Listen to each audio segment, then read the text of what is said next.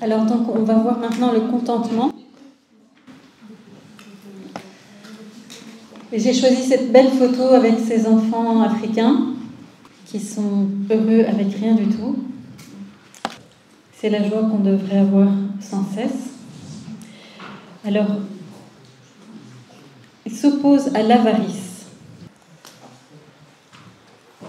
L'avarice dit « Moi, je ne suis pas une idiote, mais je suis plus savante que ceux qui attendent le nez au vent et qui espèrent que l'air leur apportera ce qui leur est nécessaire.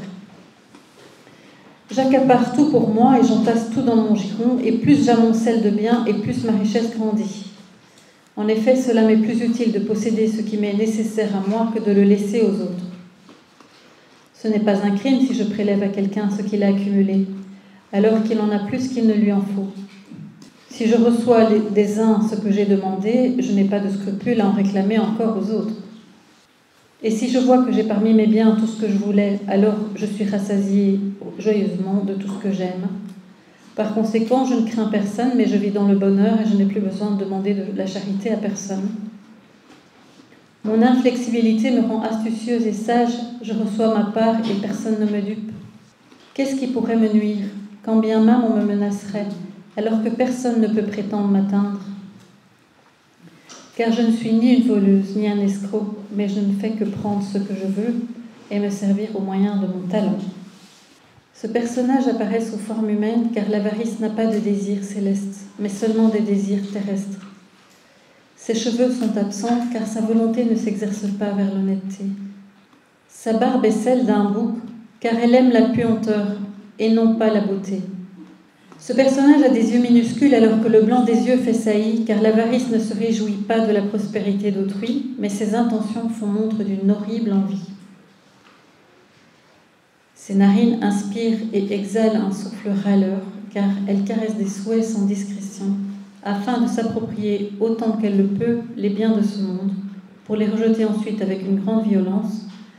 Ayant donné peu et modestement, elle veut recevoir beaucoup et richement. Ses mains sont en fer, car ses actions sont de vols brutaux et atroces. Ses jambes sont sanglantes, car sa violence à satisfaire sa cupidité conduit à des effusions de sang, puisqu'elle assassine des hommes pour récupérer leurs biens. Et ses pieds sont des pattes de lion, car elle dirige tous ses pas vers un chemin de férocité et de prédation, n'épargnant rien de ce dont elle cherche à s'emparer. Le personnage est habillé d'une tunique de couleur blanchâtre, rayée de fils noirs, car l'avarice accumule pour elle toutes les richesses qu'elle peut, équitablement ou inéquitablement, et ne demande à personne d'où elles viennent ou à qui elles appartiennent. Les avares mettent leur confiance dans leur argent et se laissent porter au gré des choses terrestres et périssables, comme si ces dernières n'allaient pas un jour leur être enlevées. Voilà pourquoi aucune de leurs entreprises ne peut être une œuvre persévérante et durable, car elles ont été conçues dans la vanité et s'évanouiront dans la vanité. La réponse du contentement. Ô diabolique ruse, tu es aussi rapide qu'un loup à la chasse, tu dévores les biens d'autrui comme un rapace. Mais tu es couverte d'une éruption d'énormes pustules, car tu es alourdi de désirs inappropriés comme un chameau chargé d'un siège.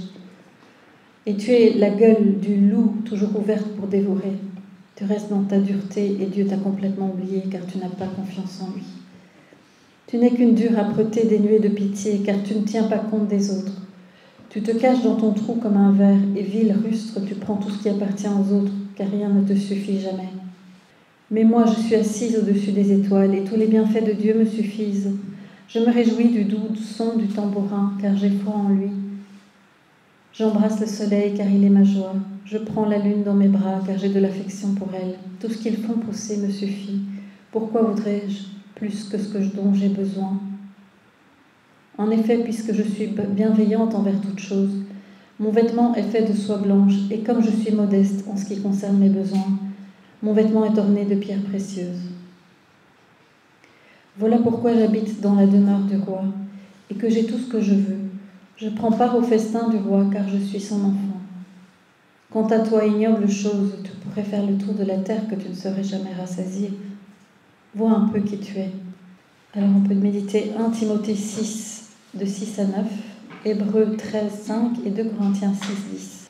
Le contentement apporte le bonheur même dans la pauvreté, et le mécontentement apporte la pauvreté même dans la richesse. Tout chrétien désire ardemment être heureux, être content, quelle que soit la situation. Nous cherchons à être à l'aise et rassurés. L'apôtre Paul a appris à être content de l'état où il se trouvait. Philippiens 4, 11. Il ajoute « Je sais vivre dans l'humiliation et je sais vivre dans l'abondance. En tout et partout, j'ai appris à être content. » Le contentement décrit le caractère de Dieu. Il se suffit à lui-même, il n'a pas besoin de rien ni de personne pour être heureux.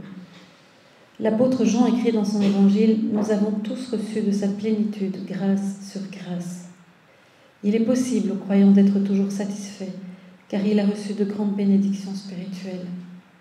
Il semble parfois que le chrétien ne possède rien, mais en Christ il a toutes choses. Dans sa lettre à Timothée, Paul écrit « C'est en effet une grande source de gain que la piété avec le contentement, car nous n'avons rien apporté dans le monde.